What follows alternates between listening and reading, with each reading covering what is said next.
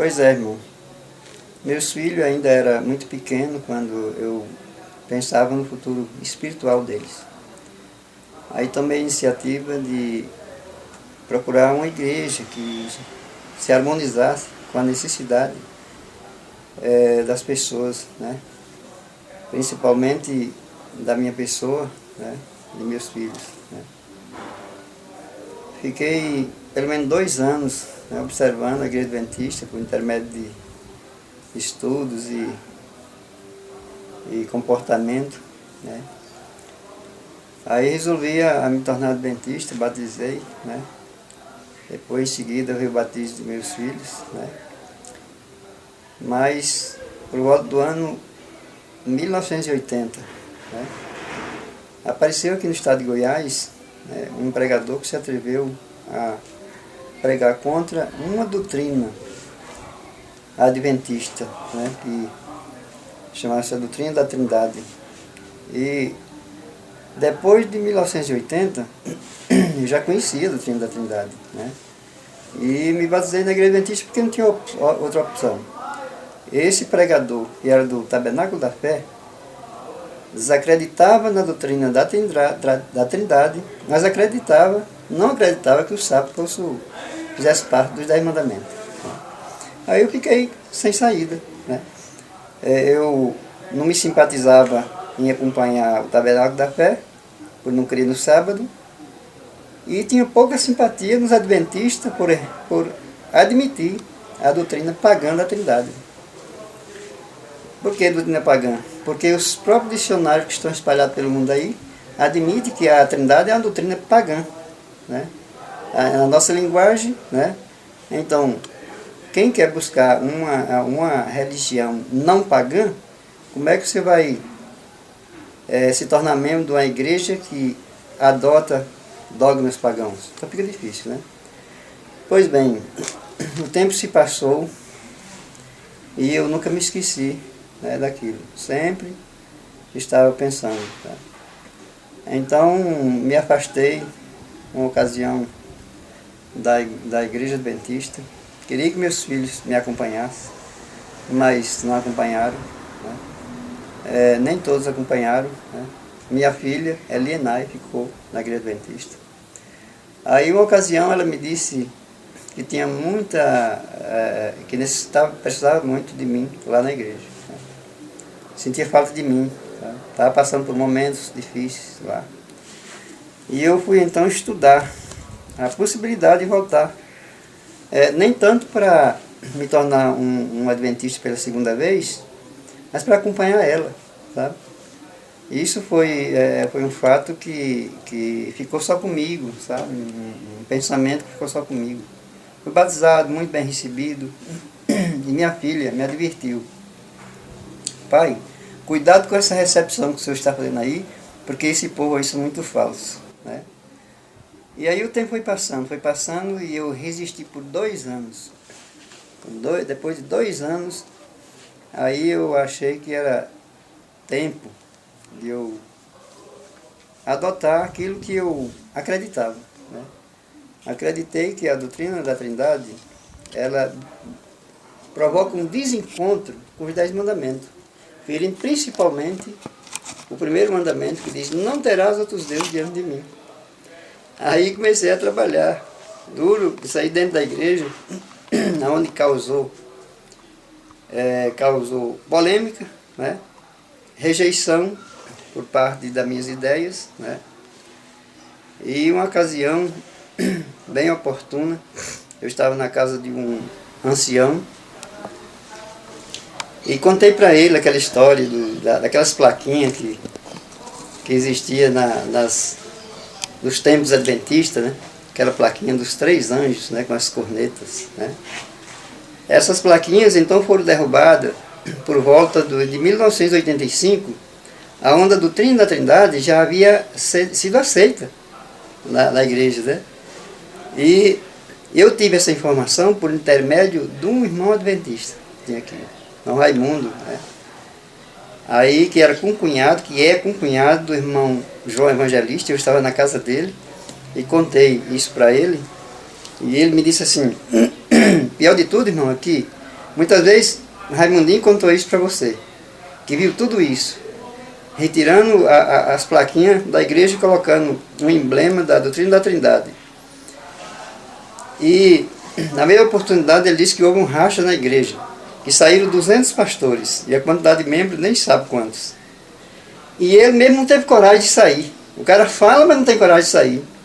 Aí ele disse, pois é, irmão, por incrível que pareça, ele não teve coragem de sair, e eu tenho coragem de sair. Eu tenho uma certa experiência em sair de igreja. Por quê? Porque não adianta, a igreja não salva ninguém. Né? Eu, então, tomei iniciativa, né? Uma iniciativa até certo ponto dramática, porque eu sabia que eu ia sentir falta de alguns irmãos, né? Me desculpei com alguns deles, dizendo que ia sentir falta, saudade deles, mas eu não tinha outra opção.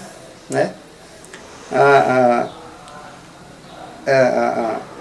O tropeçar em um mandamento desfaz todos os nossos esforços de ter uma religião. Por quê? Uma religião confiável. Você possa ter certeza que você está no caminho certo. Que é que adianta você tropeçar no mandamento e ser culpado de todos? Isso aí a maioria dos cristãos adventistas sabe disso. Mas por incrível que pareça, ainda insistem lá. E hoje eu sinto muita tristeza que minha filha, que está lá no Paraná, sabe? Eu acredito que ela vai ter a oportunidade de me ver, né? E vai saber que eu sinto dor no coração de saber que ela nunca mais ligou para mim. Tem quase um ano que minha filha não fala comigo por causa disso. E eu queria que ela tivesse a certeza de que eu só fui para a igreja adventista pela segunda vez por causa dela.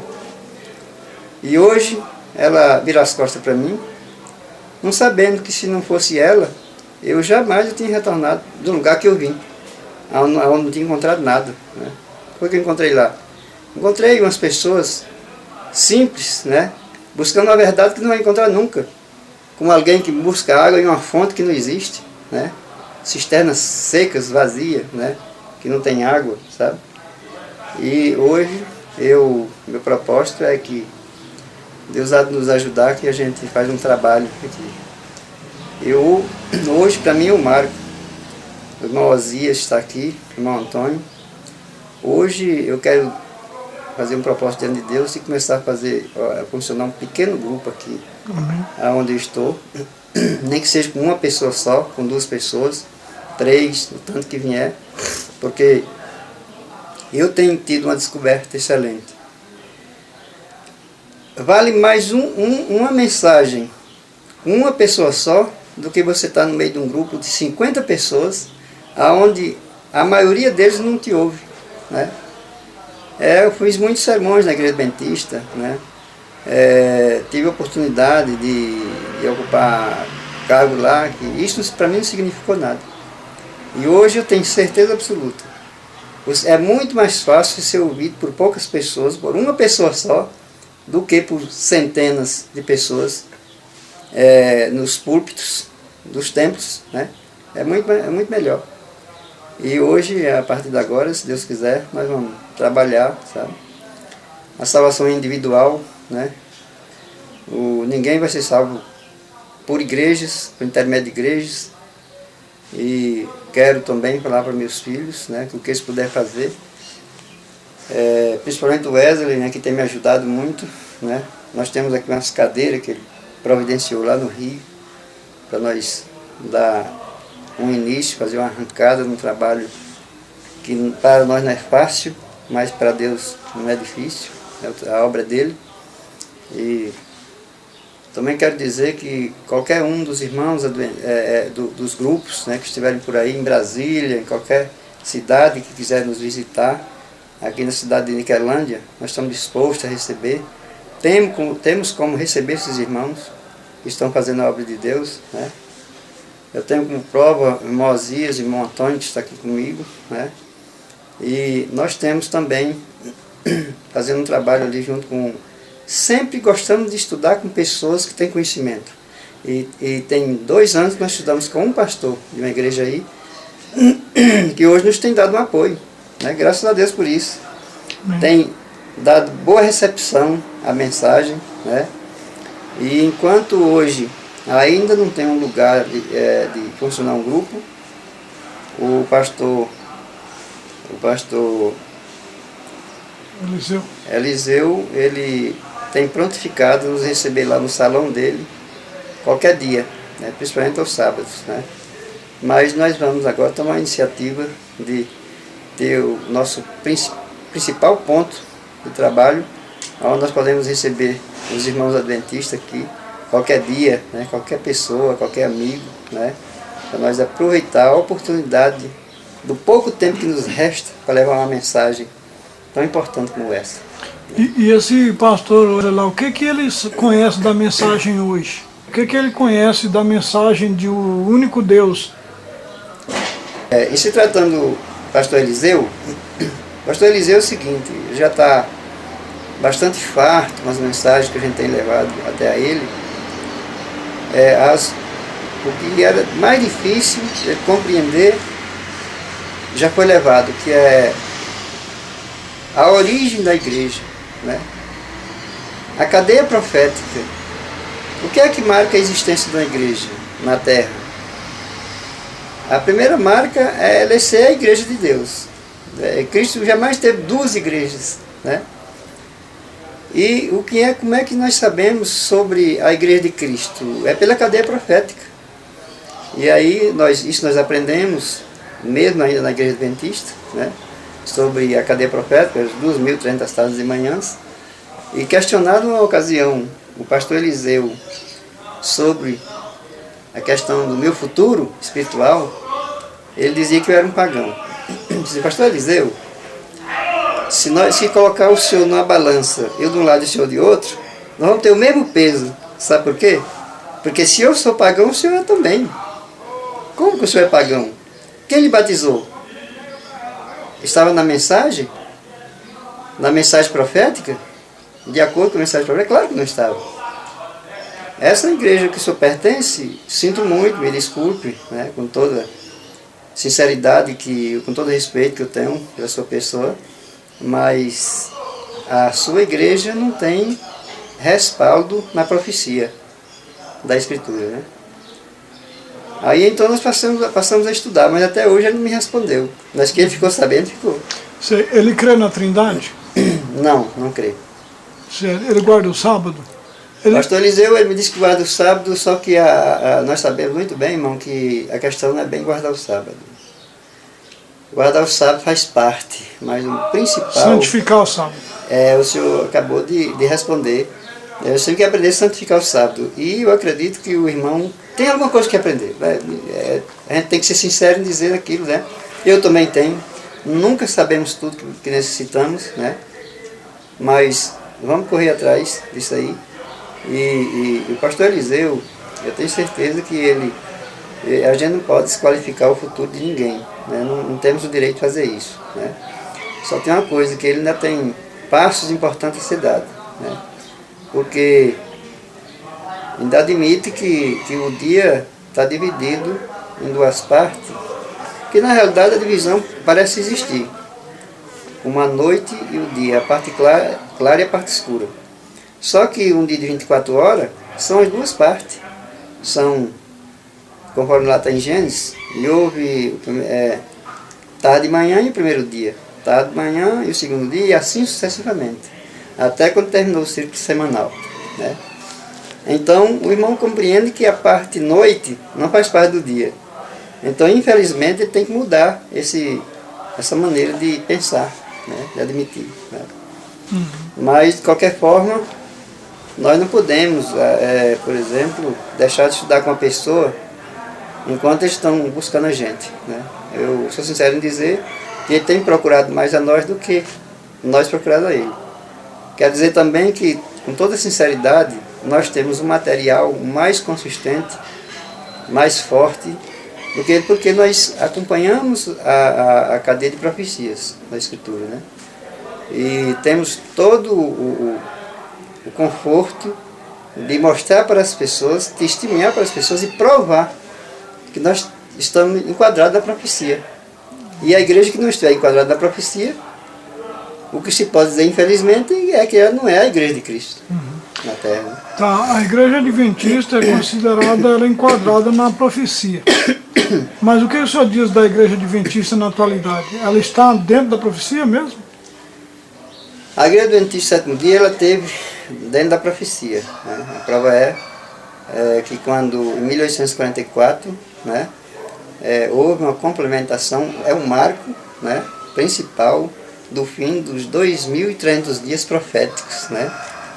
Mas, infelizmente, depois que os pioneiros morreram ou desceram à sepultura, houve uma mudança radical. A grande mudança começou exatamente ali com Kellogg, né? O famoso escritor do Templo Vivo, que causou uma tremenda polêmica na Igreja Adventista. Ali foi a gota d'água, né? E depois, hoje, infelizmente, nós podia até não dizer, mas ficar calado diante da realidade, da verdade, não faz parte do nosso cardápio, né? Então a igreja hoje é um grupo desorganizado, sabe? Eles não sabem nem bem o que quer, porque a própria doutrina da Trindade, eles não têm certeza, né? Aqueles que herdaram a doutrina da Trindade, que trouxeram para a igreja, que não existia dentro da igreja até 1980, ela não era a igreja, não era a doutrina recebida na igreja. E existia articulação, mas não foi recebida. Em 1980, então, foi a marca, o marco principal onde eles receberam essa doutrina. E hoje, infelizmente, eles admitem que têm perdido bastante mesmo. Têm perdido. Estão perdendo e vão perder. Daí, cada dia que passa, mais você vê membros influentes, pastores. E o pior de tudo é que tem pastores lá, pessoas que se consideram importantes para a igreja, né? Se bem que eu não sou tão a favor da existência de mestres, né? Pastores, padres, somos todos iguais. Cristo disse assim: vós todos sois irmãos, né? Jesus Cristo disse que há um só rebanho, um só pastor. E hoje estão dizendo que o rebanho, um só pastor, só lá na Nova Jerusalém, para dar a apologia a eles mesmos, que aqui tem os pastores aqui na terra.